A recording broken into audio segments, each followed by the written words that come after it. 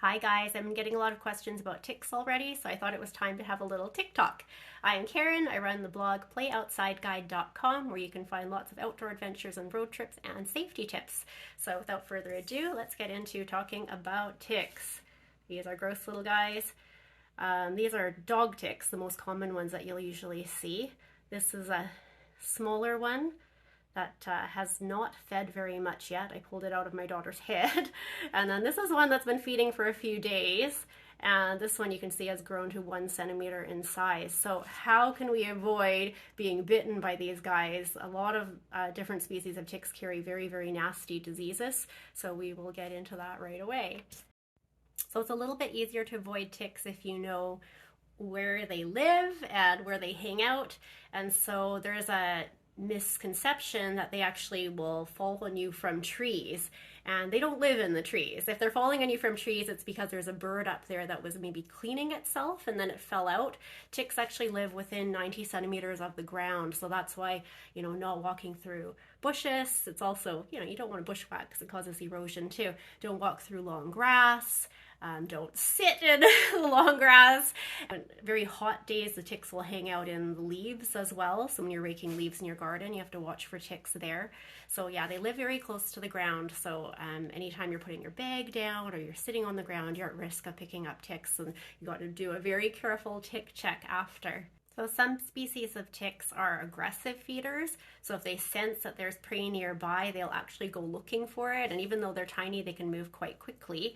And then there are others, the majority of ticks, that will actually sit on the edge of a branch with their little front arms out, and they call that questing. So they're waiting for somebody or some animal to come by so they can hitch a ride, and then they can get a nice spot to feed.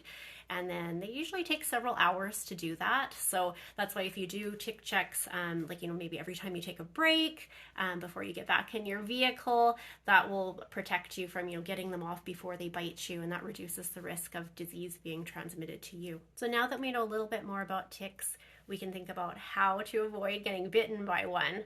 So covering up is good, wearing light colored clothing, because of course if you're wearing something very dark, you won't be able to see the ticks as well because their bodies are quite dark. And some people like to do a lint roller, which will maybe help, to get some of the bigger ones off. Something to keep in mind, however, is that, so this is an adult one that's 4 millimeters. And this is a dog tick. Deer ticks are even smaller.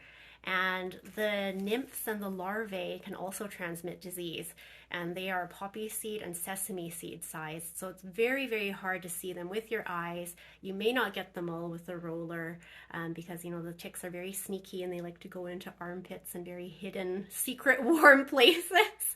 So you may not be able to roll all those places if you're in a parking lot at the trailhead.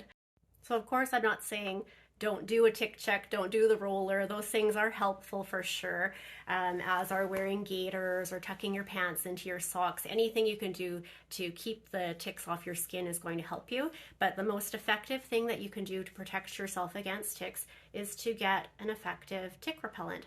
So this would be any insect repellent that contains 20% icaritin. You don't have to worry about the brand, but look for the ingredients. So 20% icaritin or 30% DEET. However, that high concentration of DEET is not recommended for children.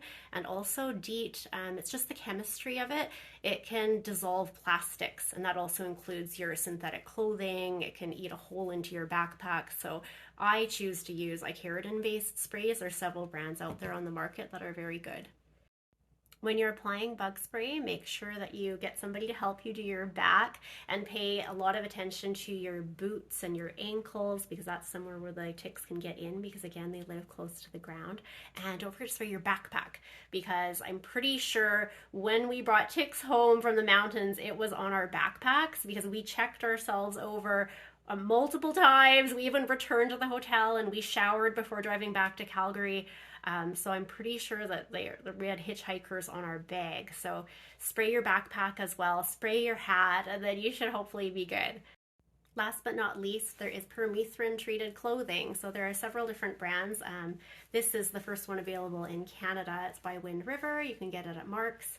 And so the treatment actually has no smell, and it will last for 70 washings and seem to be very, very effective For more information, please check out my tick safety and effective tick repellent blog posts at playoutsideguide.com.